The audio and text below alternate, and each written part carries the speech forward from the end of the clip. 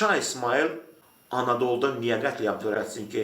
Zaten Anadolu əhalisi açın qapıları şaha gedək deyirdi. Anadolu əhalisinin demək olar ki, mütləq əksəriyyəti Qars, Ərzincan, Van, bütün Diyarbəkir bu bölgələrin əhalisinin tamamı Şah İsmailin müridi idi.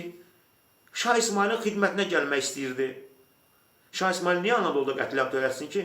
Anadolu ərazisi Ərzuruma qədər olan Anadolu ərazisi Diyarbəkir başda olmaqla Azərbaycanın mədəni arealı idi. Orada hamısı Azərbaycan türkləri idi.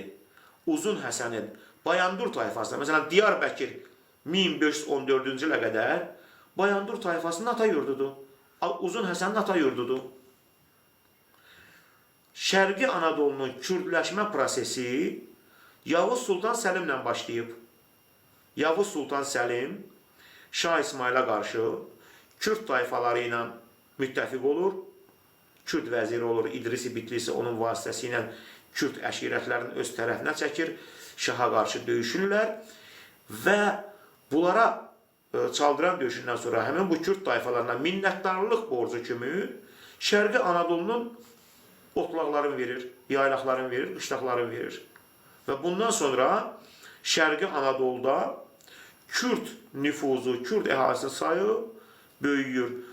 Bunun başqa bir səbəbi ondan ibarət idi ki, Yavuz Səlim Azərbaycanla Anadolu ərazisində Kürdlərdən bufer zonası yaradırdı ki, çünki bilirsiniz, türklər, türkmanlar Azərbaycana axın edirdi.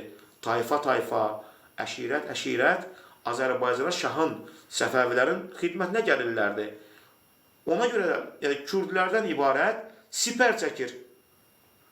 Günü bugün də siz o bölgəyə baxsaz, bax o bölgənin etnik xəritəsinə baxın, Kürdlər bufer zonası kimi ora yerləşdirilib.